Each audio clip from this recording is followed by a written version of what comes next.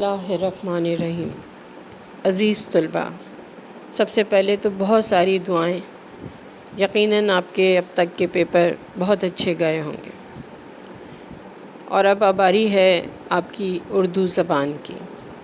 آج میں کوئی آپ کو سیکھنے یا سکھانے کے لیے یہ ویڈیو نہیں بنا رہی ہوں، بلکہ آپ کے ذہن کو ایک دفعہ پھر آمادہ کر رہی ہوں کہ آپ اپنے 3248 کا P1 جو کہ 1 گھنٹہ 45 منٹ کا ہے اور جس کے ٹوٹل نمبر 50 ہیں، اس کو آپ بہتر انداز سے کس طرح حل کریں گے۔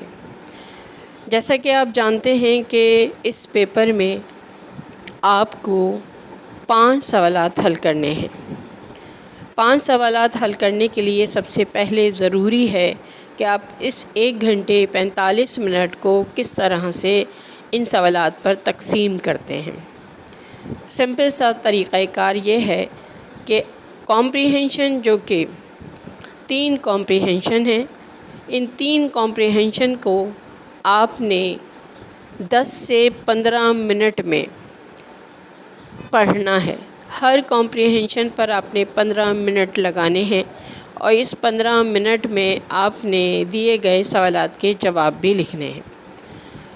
مشق نمبر 1، جس کے کل نمبر 9 ہیں اور جس میں آپ کو سوالات کے جواب لکھنے ہیں۔ لہٰذا پہلا طریقہ کار یہ ہوگا کہ آپ سوالات کو پڑھیں گے، اور پڑھنے کے بعد میں جہاں جہاں کمپریہنشن میں تمام باتیں آپ کو اہم لگ رہی ہیں، وہ سوال کے مطابق انڈر لائن کر لیں گے، خط کشیدہ کر لیں گے۔ تمام اہم باتوں کو خط کشیدہ کرنے کے لیے آپ بہتر طریقہ یہ بھی اختیار کر سکتے ہیں کہ آپ 2 سے 3 رنگ کے قلم استعمال کر لیں، تاکہ آپ کو کوشچن نمبر 1 2 3 کی ترتیب زیادہ تلاش نہ کرنی پڑے۔ اور اگر یہ ناممکن ہے تو ضروری ہے کہ آپ جہاں جہاں سوال کے مطابق تفہیم میں تحریر پڑھ رہے ہیں تو اس پر آپ کوشچن نمبر ڈال دیں۔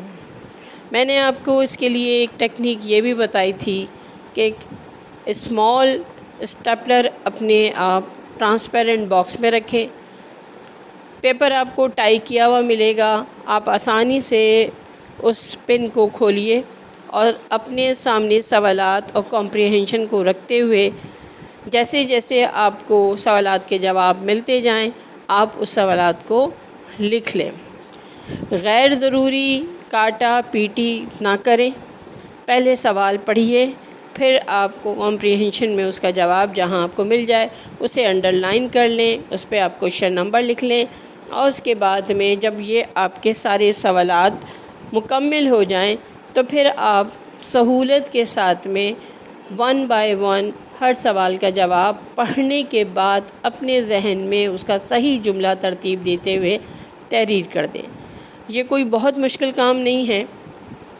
سوال کا جو بنیادی نقطہ ہے، یعنی جو چیز پوچھی جا رہی ہے، یعنی اگر کردار پوچھا جا رہا ہے، اہمیت پوچھی جا رہی ہے، یا اس چیز کے نام یا اس چیز کی بارے میں کوئی بات معلوم کی جا رہی ہے، تو وہ تفہیم میں ضرور موجود ہوگی۔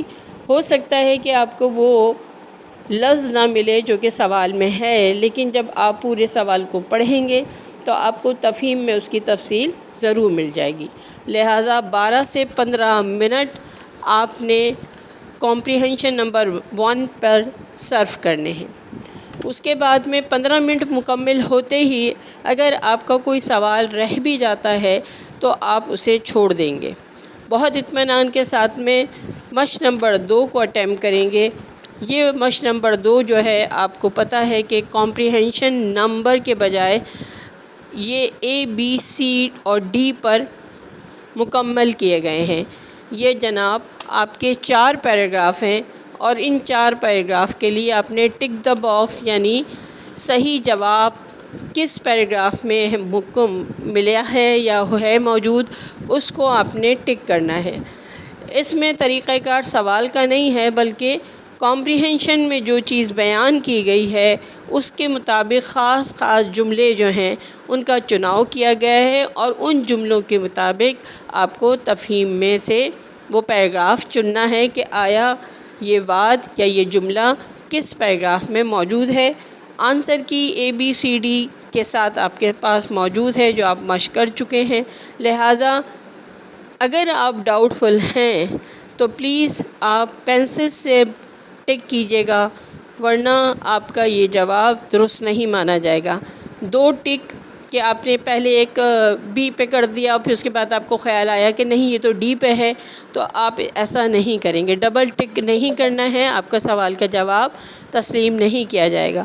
لہٰذا آپ اس میں احتیاط کریں گے، جہاں آپ کو شک ہو وہاں آپ پینسل کا انتخاب کریں، اور جب آپ کا ریویژن کا ٹائم ہو تو آپ پھر اس میں اپنے ذہن کو تیار کرتے ہوئے دوبارہ سے آپ دونوں پیراگراف میں جہاں آپ نے باکس میں B اور D کا سوچا ہے یا C اور A کا سوچا ہے، وہاں ان دونوں میں باقاعدہ احتیاط کے ساتھ پڑھیں گے کہ آیا یہ جملہ ان دونوں سے متعلق ہے، تو مجھے صحیح کس پیراگراف کو ٹک کرنا ہے۔ یہ بھی آپ کا دورانیہ 12 سے 15 ہے، اس میں بھی آپ کے پاس 9 جملے آئیں گے اور ان 9 جملوں کو آپ نے مکمل کرنا ہے۔ اس کے بعد آ جاتی ہے مشق نمبر 3۔ مشق نمبر 3 میں 8 نمبر کی ہے، اور اس میں آپ کو مختصر جوابات لکھنے ہیں، سرخیوں کے ساتھ میں نوٹس تیار کرنا ہے۔ نوٹ کا مطلب ہوتا ہے کہ آپ نے کمپریہنشن کے مطابق دیے گئے جملے کے مطابق آپ نے 2-3 باتیں مختصراً لکھی۔ آپ کے پاس 2 نمبر ہیں، 3 نمبر ہے، 1 نمبر ہے، آپ نے جملے کو یا آنسر کو اتنا ہی لکھنا ہے، نہ لائن سے نیچے، نہ لائن سے اوپر، نہ ہی سائٹ پر آپ نے لکھنا ہے، کیونکہ یہ آپ کا تسلیم نہیں ہوتا ہے۔ جتنی سطور دی گئی ہیں ان 2 سطور میں ہی آپ نے جواب لکھنا ہے، اسی ایک سطر میں آپ نے جواب لکھنا ہے، کیونکہ یہ ایگزامنر کی ڈیمانڈ ہے۔ لہٰذا آپ کو کوشش یہ کرنی ہے کہ کوشچن نمبر 3 مشق نمبر 3 جس میں آپ کو تقریباً 3 یا 4 پیراگراف ملیں گے اور آپ کو 8 باتیں 8 نکات وہ آپ سے پوچھ رہا ہے، آپ اسے نمبر کے حساب سے ویسے ہی ترتیب دیں گے۔ یہاں پہ بھی ہم آپ کو دورانیہ 12 سے 15 منٹ کا دے رہے ہیں جو کہ بہت آسانی سے مکمل ہو جائے گا۔ اب بات آتی ہے مشق نمبر 4 کی، جس کا کل نمبر جو ہیں وہ 100 ہیں، جس کے الفاظ 100 ہیں اور اس کے نمبر ہیں 10۔ اب اس 10 نمبر کے لیے آپ نے 100 الفاظ کا ایک خلاصہ لکھنا ہے، سمری آپ اس سے پہلے بھی لکھ چکے ہیں۔ ایگزامنر خود آپ کو اس بات کی آفر کر رہا ہے کہ آپ کوشچن نمبر 3 کے جو پوائنٹس آپ نے بنائے ہیں آپ ان سے مدد لے کر اپنے الفاظ میں اس کو لکھ سکتے ہیں۔ یعنی آپ نے اگر 8 پوائنٹ لکھے ہیں، 8 پوائنٹ کو اگر آپ اپنے لفظوں میں بیان کرتے ہیں اور مختصر کرتے ہیں تو آپ 6 سے 7 لائنیں لکھ سکتے ہیں، جبکہ ہمارے پاس 10 لائنوں کی یہاں گنجائش ہے۔ ایک لائن میں آپ 10 الفاظ ہی لکھیے گا اور 10 لائنوں پر یہ مکمل کیجیے گا، یہ آپ کے لیے آسانی بھی ہو جائے گی اور جناب ایگزامنر کی ڈیمانڈ بھی پوری ہو جائے گی۔ وہ نکات جو کہ اس نے پرنٹڈ آپ کو دیے ہیں جس کی تفصیل آپ اپنے طور پر لکھ رہے ہیں، دونوں کو ملانے کے بعد میں ربط آپ کا یہی ہونا چاہیے کہ جس طرح سے اس نے پہلا، دوسرا، تیسرا اور چوتھا آپ کو نقطہ دیا ہے اور آپ سے اس کے وضاحت مانگی ہے، آپ اسے اسی ترتیب سے اپنے مشق نمبر 4 کے سوال میں مکمل کر دیں۔ یہ ایک آسان طریقہ ہے کیونکہ اس میں 4 نمبرز آپ کے 100 الفاظ کے ہیں، اور جو صحیح زبان اور جو طرز تحریر آپ نے استعمال کی ہے جس میں آپ کی ربط، تسلسل اور جناب بات کو دوسری بات سے ملانا یا جوڑنے کی بات ہے، اس پر آپ کو یا آپ کے اپنے الفاظ میں ادائیگی کے 6 نمبر ہیں۔ لہٰذا اس 10 نمبر کے مارکس میں آپ بڑی آسانی سے 8 نمبر بھی حاصل کر سکتے ہیں۔ پھر آخری سوال جو کہ آپ کی نظر میں پہلا سوال ہے، پہلی دفعہ یہ سوال آ رہا ہے کیونکہ آپ کمپریہنشن اور سمرائزیشن کرتے رہے ہیں، اس سوال میں بڑا کنفیوژن ہے کہ آیا یہ سوال کیسے آئے گا۔ میں پوری طرح سے یہ بات تو نہیں کہہ سکتی، لیکن میں یہ بات ضرور کہوں گی کہ آپ نے بالکل اس سوال کے لیے پریشان نہیں ہونا ہے۔ سوال ای میل کا ہے، پکچر رائٹنگ کا ہے، رپورٹ رائٹنگ کا ہے یا بلاگ رائٹنگ کا ہے، آپ نے اس فنکشنل رائٹنگ میں فوکس کرنا ہے کہ 14 نمبر کے سوال میں وہ آپ سے کیا پوچھ رہا ہے۔ وہ آپ کو 3 نکات، 2 باتیں یا جناب کوئی تصویر دے کر اس تصویر سے متعلق کچھ باتیں پوچھے گا۔ جو کچھ وہ پوچھ رہا ہے آپ نے 150 الفاظ میں لکھنا ہے۔ اگر وہ ای میل ہے تو یقیناً آپ نے اس ای میل میں کسی کو مخاطب کرنا ہے۔ وہ آپ کا دوست بھی ہو سکتا ہے، جو آپ کا ایگزامنر آپ کو لکھ رہا ہے، وہ آپ کے والد بھی ہو سکتے ہیں، وہ آپ کے عزیز و قارب بھی ہو سکتے ہیں۔ تو جس کو ایڈریس کرنا ہے اس کو آپ نے اپنے خط کی طرح سے ایڈریس کرنا ہے۔ اس میں یہ کہنا ہے کہ فارمیٹ کیا ہوگا، تو ایگزامینیشن کا فارمیٹ یہی ہے۔ میں بہت یقین کے ساتھ میں یہ بات کہتی ہوں کہ جب آپ ایگزامینیشن میں کوئی رپورٹ، کوئی اپلیکیشن یا کسی قسم کی ای میل لکھتے ہیں تو ایڈریس آپ کا ایگزامینیشن ہال یعنی کمرہ امتحان اور تاریخ کا ہونا ضروری ہے۔ پھر ایڈریس کرنا ضروری ہے کہ آپ کس کو ایڈریس کر رہے ہیں، اور پھر اس کے بعد میں آپ نے ہیلو ہائی کی بھی آپ کو ضرورت نہیں ہے، کیونکہ آپ ای میل لکھ رہے ہیں۔ اگر آپ لکھنا چاہتے ہیں کہ اور سناؤ کیا حال ہے یا السلام علیکم تو آپ لکھ دیجئے، لیکن یہ فارمیٹ میں لازمی نہیں ہے۔ لازمی یہ ہے کہ آپ جو ای میل لکھ رہے ہیں، آپ جو رپورٹ رائٹنگ کر رہے ہیں، آپ جو اس کی تصویر کی وضاحت کر رہے ہیں، آیا اس کا دیا ہوا نقطہ آپ نے تمہید میں استعمال کیا ہے یا نہیں کیا ہے، وہ تمہید آپ کی ڈائریکٹ ہے یا انڈائریکٹ ہے۔ بہتر یہی ہے کہ آپ سے جو پوچھا جا رہا ہے آپ اس کو ڈائریکٹ لکھیں کہ جی ہاں میں آپ کی اس بات سے متفق ہوں، جی ہاں آپ کا کہنا بالکل درست ہے، یا میں اس بات کی تائید کرتا ہوں، یا میں اس بات کی حمایت کرتا ہوں، یا میں اس سے انکار کرتا ہوں، یا میں اس کی مخالفت کرتا ہوں۔ یہ آپ کی چوائس ہے۔ آپ نے سوال کو بہت ڈیٹیل سے پڑھنا ہے، اور پڑھنے کے بعد میں اس کا انٹروڈکشن 2 لائنز کا، پھر اس کا کانٹینٹ جو ہے وہ 130 الفاظ کا، اور آخر میں ایک کنکلوژن یعنی ایک اختتامیہ لائن آپ اسے لکھیں گے۔ ای میل ہے تو آپ کو ای میل کو ایسے لکھنا ہے کہ میں امید کرتا ہوں کہ آپ میرے اس ای میل کا فوری جواب دیں گے، یا مجھے اس ای میل کے ملنے کے بعد میں میری پرابلم کو، میری مشکل کو یا میرے مشورے کو مانیں گے یا حل کریں گے۔ یہ ڈیپینڈ کرتا ہے کہ سوال کیسا آیا ہے۔ اس میں مجھے کہنے کی ضرورت نہیں ہے کہ بھئی یہ آ سکتا ہے، یہ آ سکتا ہے، یہ آ سکتا ہے، کچھ بھی آ سکتا ہے۔ آپ نے صرف اپنے کانٹینٹ کو رکھنا ہے۔ اب سوال یہ ہے کہ آپ 6 نمبر میں 140 الفاظ لکھ رہے ہیں، تو پھر آپ کو صحیح زبان کے اور طرز تحریر کے 8 نمبر دیے جائیں گے، تو اس میں بالکل بھی پریشان ہونے کی ضرورت نہیں ہے۔ کسی نئے لفظ کا استعمال نہیں کیجیے گا۔ اگر آپ کو بہت سارے نئے لفظ چاہیے تو آپ کے پاس 3 کمپریہنشن موجود ہیں، اس میں ایک بڑی ہی ادبی تحریر سے پیراگراف لیے گئے ہیں۔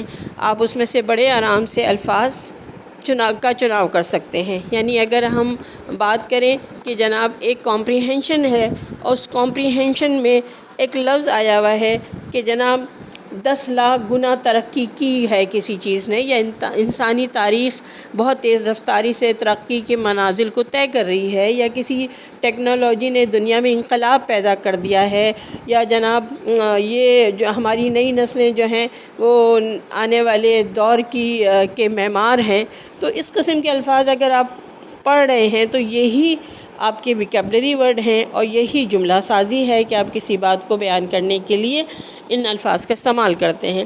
تو آپ اپنے تینوں پیراگراف میں سے جہاں جہاں سمجھیں کہ یہ لفظ میری سمجھ میں آ رہا ہے، بہت اچھا لفظ ہے، اس کو آپ انڈر لائن کر لیں، اور آپ خود جب تحریر میں پڑھیں گے تو اس کا استعمال بھی درست کریں گے۔ لیکن پھر بھی میں آپ کو یہ ہدایت کروں گی کہ کسی نئے لفظ کو یہ سوچ کے کہ یہ ویکیبلری ورڈ ہے میں اسے استعمال کر لوں، قطعاً ضرورت نہیں ہے۔ آپ سے جو سوال کیا گیا ہے آپ آسان سادہ الفاظ میں جملے کی، جسے کہتے ہیں خوبصورتی یہی ہے کہ سادہ الفاظ میں آپ آسان الفاظ میں اپنی بات جو وہ پوچھ رہا ہے اسے بیان کر دیں تو آپ کو اس کے نمبر مل جائیں گے۔ اب ایک اہم بات کہ آپ املا کی غلطی کرتے ہیں۔ املا کی غلطی میں آپ کے پاس اشارے ہیں زیر زبر پیش کے، آپ تے اور توئیں کی غلطی کریں۔ تے آپ کی زبان سے بہت باریکی کے ساتھ آواز نکلتی ہے، توئے میں آپ کو آواز کو بہت موڑ کے بیان کرنا پڑتا ہے۔ اسی طرح سے سین کی آواز میں فرق ہے۔ سمر والا سے 3 نقطے کا، اس میں باقاعدہ آواز اونچی ہو رہی ہے۔ سین کی آواز میں سیٹی نکل رہی ہے۔ صاد کی آواز میں آپ کی آواز موٹی ہو رہی ہے۔ یہ ایک اشارہ ہے زیر زبر پیش کا، آپ نے یقیناً قاعدہ پڑھا ہوا ہے، تو آپ یہ 3 اشاروں سے واقف ہیں۔ جب کبھی آپ کو یہ ہو کہ یہ سین کی آواز ہے یا سے کی آواز ہے یا صاد کی آواز ہے، تو آپ اس سین سے صاد کی آواز کو زیر زبر پیش کے ساتھ میں درست کر سکتے ہیں۔ زے، زال، زوئیں، زوات، یہ آوازیں الگ ہیں۔ ان آوازوں کی تکرار ضرورت زال سے نہیں ہو سکتا، کیونکہ زال کی آواز زال ہے، زے کی آواز زے ہے، زوئیں کی آواز زوئیں کی آواز ہے، توئیں کے اوپر نقطہ ہے تو زوئیں کی آواز ہے۔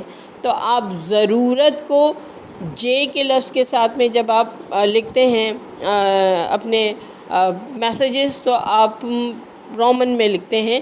آپ خود اندازہ لگا سکتے ہیں کہ یہ میں کیا لکھ رہا ہوں۔ ایسا لفظ جو آپ نے کبھی استعمال نہیں کیا ہے، آپ ضرورت کا لفظ بہت استعمال کرتے ہیں، ضرورت یقیناً استعمال کیا جا سکتا ہے، لیکن اس میں ضاد کی آواز ہے، اس لیے زے کی یا زال کی غلطی مت کیجیے گا املا کی۔ اسی طرح سے بڑی یہ کے لیے حمزہ لگانا ہے، یعنی میں نے یہ کام کیے، اس میں ضروری نہیں ہے کہ آپ حمزہ لگائیں، اس میں ضروری نہیں ہے کہ آپ یہ کے نیچے 2 نقطے لگائیں۔ کاف، بڑی یہ اور حمزے کا نشان، یہ کیے کی سمپل پکچر ہے۔ آپ کے املا میں نے ایسی بہت سی غلطیاں دیکھی ہیں کہ آپ جس میں بڑی یہ کا استعمال یہ کے نقطوں کے ساتھ کر رہے ہیں، اس قسم کی غلطی آپ پیپر میں نہیں کریں۔ ای میل لکھتے ہوئے یا جناب رپورٹ رائٹنگ لکھتے ہوئے یا جناب پکچر ڈسکرپشن میں آپ نے پنکچویشن کا خیال رکھنا ہے کہ کب بات کہاں ختم ہو رہی ہے، full stop, question mark, explanation mark, جناب یہ سارے 3-4 سائن ہیں۔ کوما، انورٹڈ کوماز، یہ وہ سائن ہے کہ جو آپ عموماً استعمال کرتے ہیں اور آپ کو پتہ بھی ہے کہ یہ آپ کو کہاں استعمال کرنے ہیں، تو آپ اس کا استعمال کریں گے۔ کیونکہ میں نے پھر ایک دفعہ آپ کو یہ بات بتائی تھی، کیونکہ ملا کے لکھنے کی ضرورت نہیں ہے، کیوں الگ لکھیں اور کہ ہے الگ لکھیں، اسی طرح حالانکہ الگ لکھیں۔ لہٰذا کا جملہ، آخرکار کا جملہ، فی الحال کا لفظ، یہ آپ نے کنکلوژن میں استعمال کرنا ہوتا ہے، اختتامی پیراگراف میں۔ آخرکار، بہرحال، المختصر، اس سے آپ آخری پیراگراف ای میل کا کمپلیٹ کر سکتے ہیں۔ بہت ساری آپ کی محنتوں اور آپ کی ہمت کے لیے دعائیں ہیں۔ اللہ آپ سب کو بہترین کامیابی ہر مضمون میں عطا کرے اور آپ جو ہیں اپنے نتائج کو بہتر سے بہتر